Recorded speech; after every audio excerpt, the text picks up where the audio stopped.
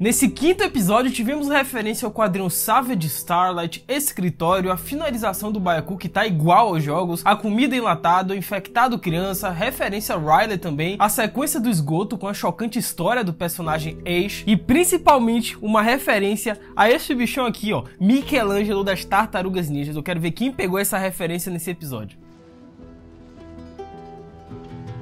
Hello my friends geek na voz, a começar por essa referência que pelo menos nós fãs de The Last of Us, nós já vínhamos aguardando há muito tempo, que se trata do quadrinho Savage Starlight. Pô, isso daí já tá aguardando há milênios, que se trata de um item colecionável do game, mas que finalmente apareceu na série. E embora os quadrinhos tenham se tornado um elemento básico da franquia, mas eles só podem ser obtidos no primeiro The Last of Us. Ao total existem 14 quadrinhos colecionáveis que podem ser encontrados, né, com o primeiro aparecendo no capítulo de Pittsburgh, né, pouco depois da Ellie e Joel deixarem o Bill lá na cena do carro, né? E o último não sendo encontrado até o epílogo do jogo. Sendo que os quadrinhos costumam aparecer em lugares difíceis de encontrar, né? Provocando aí breves conversas entre Joel e Ellie quando encontrados. Porém, o legado desse quadrinho, meus amigos, carrega outro detalhe sensacional, porque a frase resistir e sobreviver, que é o slogan do quadrinho e que posteriormente se tornou bordão da Ellie, simplesmente diz referência à própria personagem da Ellie. É pra ela de fato resistir e lutar dia após dias nesse mundo caótico pós-apocalíptico. Mas cara, o legado de Savage Starlight é simplesmente incrível dentro de The Last of Us. Mas não só isso, o título desse quinto episódio se chama justamente Resistir e Sobreviver, né? Referência ao quadrinho e o bordão da Ellie. E por se tratar de uma adaptação fiel ao game, é claro que a sala de reunião que vimos no jogo também iria aparecer na série, só que dessa vez sendo o local onde o Henry, Sam, Ellie e Joe bolam um plano de como eles vão fugir de Kansas City. Mas cara, é a sala e tá idêntica ao jogo. A cena em que Joe e Henry estão no terraço visualizando a cidade de Kansas City, de fato é a cidade de Kansas City na vida real, cara. Mas tem um detalhe, todas as cenas que vimos nesse quinto episódio não foram filmadas em Kansas City, e sim em Calgary, no Canadá. Somente essa cena em específico do início, com eles dois lá no terraço, com Joe e Henry visualizando tudo, é que foi gravada de fato em Kansas City real. Se você achou estranho o fato do Byaku, ou Bloater, enfim, né, que é o nível 4 de um estágio de infectado, ele não ter aparecido no episódio do Bill nessa primeira temporada de The Last of Us, porque é algo que acontece nos games, lá na cena da escola, saibam que o bichão ele estava preso no subsolo de Kansas City há pelo menos 15 anos. E é por isso que o bichão chegou àquele nível, né? Porque para você se transformar em um Byaku no universo de The Last of Us, são necessários anos de infecção fúngica. Por isso que o Byaku só foi aparecer por agora, cara, e não no episódio do Bill, por exemplo. Mas saibam que o Byaku representa o quarto estágio de um infectado, e o Neil Druckmann já confirmou que teremos o nível 5 na primeira temporada. Esse novo infectado será uma adição exclusiva para a série que não existe nos jogos, mas cara, o Byaku como um todo está idêntico ao game. Cara, o visual está igual, o andar da criatura, até a finalização do Byaku tá idêntica ao jogo, né? Quando você tá controlando ali o personagem, ele morre, aí tem aquela animaçãozinha do Byaku abrindo a cabeça da pessoa, e aqui na série tá igual, cara, até isso eles fizeram questão de trazer. O coitado da vez foi o Perry.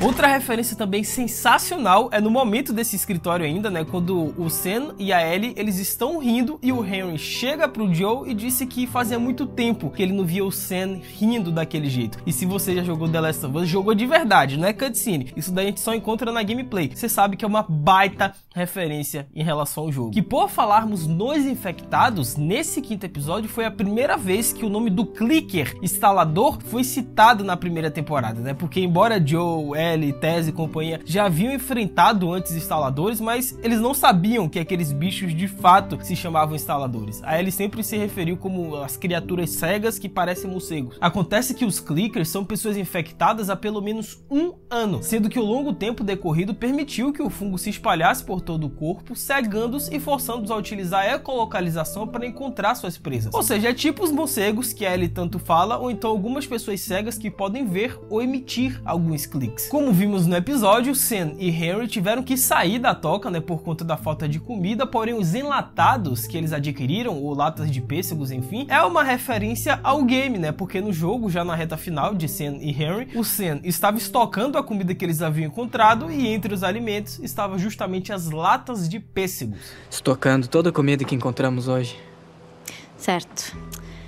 E como estamos com os pêssegos em lata? Nesse quinto episódio da primeira temporada, nós descobrimos que o Harry, ele é um colaborador, né? Basicamente um delator para Fedra. E esse é um detalhe que não existe no primeiro game The Last of Us, e sim em The Last of Us Parte 2, mas não em diálogos ou personagens, e sim em bilhetes, cara. Esse lance de colaboradores no universo de The Last of Us dos games, você só encontra em bilhetes do The Last of Us Parte 2. Ou seja, não é algo tão importante assim pra franquia, né? Mas aqui na série teve uma importância muito grande. Sendo que no início do episódio, né, a Kathleen pergunta ao grupo de colaboradores onde que estava o Henry. E provavelmente esse é o mesmo grupo de colaboradores que o Henry citou no game. No jogo, né, Henry e seu irmão eram aspirantes aos vagalumes, como eu disse, e eles estavam entre os sobreviventes que deixaram Hartford depois que os militares abandonaram a zona de quarentena. E por sugestão de alguém do grupo, eles entraram em Pittsburgh para procurar suprimentos e foram emboscados pelos caçadores. E com certeza esse grupo de colaboradores do Henry era essa turma que apareceu no início desse quinto episódio, certeza. O nosso queridíssimo jovem Sam, como vimos, possui deficiência auditiva. E esse é um detalhe interessante porque o Sam nos jogos não possui deficiência auditiva. Porém, mesmo assim, mesmo com o personagem não dizendo uma única palavra sequer na série, a gente conseguiu se emocionar com a chocante história de Sam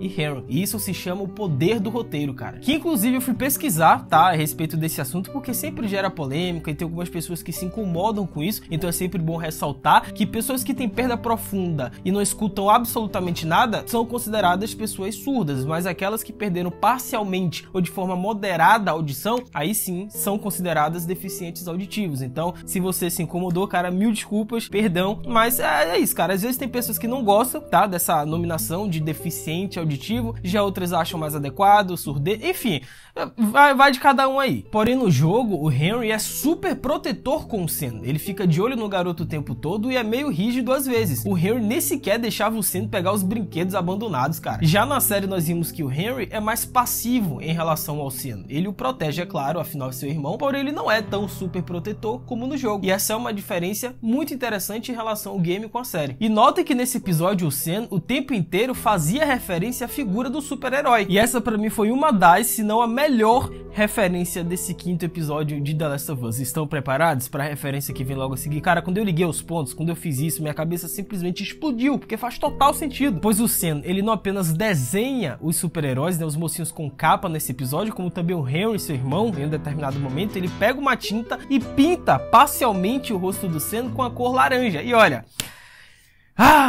cara, é uma referência a Michelangelo das Tartarugas e faz muito mais sentido do que você imagina, se liga. Bom, o Sam desenha super-heróis, o rosto dele é pintado igual a Michelangelo das Tartarugas, que também são heróis, e as tartarugas moram no esgoto, e o Sam nesse episódio, ele passa por um subsolo. Não, assim que sair esse quinto episódio de The Last of Us, eu vou ouvir o podcast oficial do Neil Druckmann, e se ele confirmar essa referência, eu vou ficar um nojo, mas cara, faz total sentido. Nesse momento, pra essa referência, eu convoco o Steve Rogers.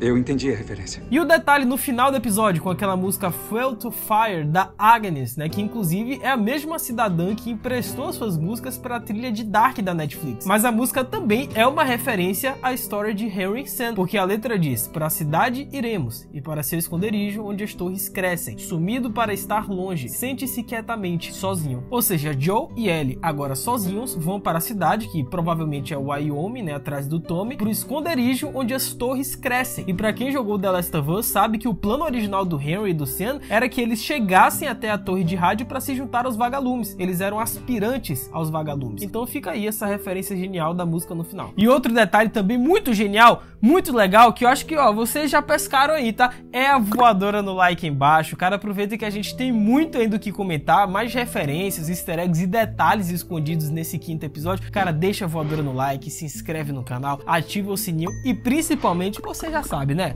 Segue o Tio Geek lá no Insta, tá? A galera que tá tirando um print desse vídeo e me marcando lá no Insta com o @LucasMGeek, eu tô seguindo todo mundo de volta, eu tô interagindo com vocês, eu tô trocando uma ideia sobre The Last of Us. Essa integração, vocês sabem, né? Insta e YouTube tá muito legal, cara. Eu tô conversando demais com vocês lá pelo Insta, tá bem legal. Nice. Outro detalhe também muito interessante que não tem nos jogos é o infectado criança, pois tirando o Sam, que posteriormente se transformou, mas não viveu muito tempo para contar a história, o primeiro infectado criança que vimos na série e que não tem nos jogos foi nesse 5º episódio, cara. E olha só que curioso, é outro detalhe também, porque no final nós vimos o que a Kathleen ela mais queria era justamente matar uma criança como vingança, que era o Sam, e no final ela acabou sendo morta justamente por uma criança. Toma, miserável. Porém, contudo, todavia, entre nos tantos, existe uma outra personagem no universo de The Last of Us que talvez, não sabemos ao certo se de fato isso aconteceu, mas talvez ela tenha se transformado no final. Eu vou deixar esse detalhe por último nesse vídeo porque ele contém muitos spoilers. Isso daqui é só pra quem jogou ou então não se incomoda com spoilers, mas eu vou deixar pro final. Aguardei. Outra diferença em relação ao game é que assim que eles entram no esgoto, o Henry manda a galera apagarem as lanternas. Já na série, o Joe manda a galera ligar as lanternas e apontar pra frente, né? Pô, o sábio é o Joe, isso sim, tá certíssimo. Apaguem as lanternas. Aponta a lanterna pra frente. Sendo que ao invés dos quadrinhos, na série, o Henry teve os famosos giz de cera para poder fazer os seus desenhos. E quando eles entram no subsolo, aí sim, meus amigos, temos uma enxurrada de referências e detalhes muito geniais. A começar que na série, os personagens passam numa boa pelo subsolo e permanecem juntos. Porém, no game, eles não só enfrentam uma horda de infectados, que são justamente aquelas criaturas que apareceram depois na série, como também tem um momento em que o Joe fica preso de um lado com o Sam e o Henry do outro com a Ellie. Ou seja, esse momento que foi alterado na série foi muito importante para que o laço de confiança fosse formado com aqueles seres desconhecidos. Nesse momento, o Henry protegeu a Ellie como se fosse o Sam e o Joe protegeu o Sam como se fosse a Ellie. Nesse momento, aquele laço de confiança foi formado entre os personagens. E outra diferença é que no game, o Sam tem aproximadamente 13 anos de idade, né? A mesma idade ali da Ellie, dá para perceber. Enquanto na série, ele é bem mais novo, ele tem 8 anos. Porém, a referência mais genial desse 5º episódio, meus amigos, tirando, é claro, as tartarugas do Michelangelo, porque eu achei uma referência absurdamente incrível, mas cara, o Ace, quem lembra desse personagem? Ele foi referenciado, nossa, mas demais nesse 5º episódio. E o que? Peraí, você não conhece a história do Ace? O Tio Geek ainda vai fazer um vídeo contando somente a história completa do personagem Ace em The Last of Us, mas resumidamente, né, após o surto, um cara chamado Danny finalmente abriu caminho para os esgotos, onde descobriu uma próspera comunidade liderada por um homem chamado Ace, que era um ex-pescador que formou uma comunidade depois de se juntar a uma família composta pelo Kyler, Susan e seus filhos, né, por se tornarem solitários, sendo que o esconderijo consistia em uma escola, camas improvisadas, chuveiros e até coletores de chuva, ou seja, eles formaram uma verdadeira comunidade naquele lugar, uma civilização inteira. Porém, Ish e Danny se tornaram os protetores da comunidade, recuperando armaduras, rifles de assalto e espingardas de soldados mortos, sendo que o nome do Ish apareceu no desenho que fizeram nesse 5º episódio ao lado do Danny. E esse desenho não apenas encontramos no game, como também é o easter egg favorito do Neil Druckmann. Mas na série, a porta de entrada do lugar com aqueles desenhos é idêntica ao game, as regras da casa são idênticas também ao quadro que encontramos lá no The Last of Us Parte 1, cara, palavra por palavra, né? Então temos: confira se a porta está trancada, peça a senha se não conhecer o visitante, sem gritaria ou música alta e corra para um esconderijo se ouvir o alarme. Não, a referência da Ellie jogando futebol, né, batendo baba, como a gente diz aqui na Bahia, junto com o Sam, é elite, tá? Essa referência é elite. E aquela brinquedoteca, né, cheia de brinquedos e desenhos, também é igual ao jogo. Cara, essa parte do esgoto foi um caminhão de referências, sendo que no game, quando eles saem do esgoto, eles dão de cara com um aviso de que naquele lugar haviam infectados. E eu jurava que esse momento também iria acontecer na série, né? Mas como eles não deram de cara com nenhum infectado no subsolo, então rolou essa alteração em relação ao game. Mas pô, fiquei chateado, Neil Druckmann. Quando a turma finalmente achou que eles haviam conseguido escapar de Kansas City, eis que surge um sniper lá do outro lado com o senhor Anthony. Exatamente, ninguém esperava pelo senhorzinho Anthony. Porém, essa sequência é um pouco diferente em relação ao game. É parecida, mas diferente ao mesmo tempo. Porque no jogo, até o Joe chegar no sniper, ele teve que enfrentar uma horda de caçadores para depois quase ser morto na emboscada do sniper. Já na série, o Joe não teve que enfrentar os caçadores de início e deu de cara com o senhorzinho Anthony.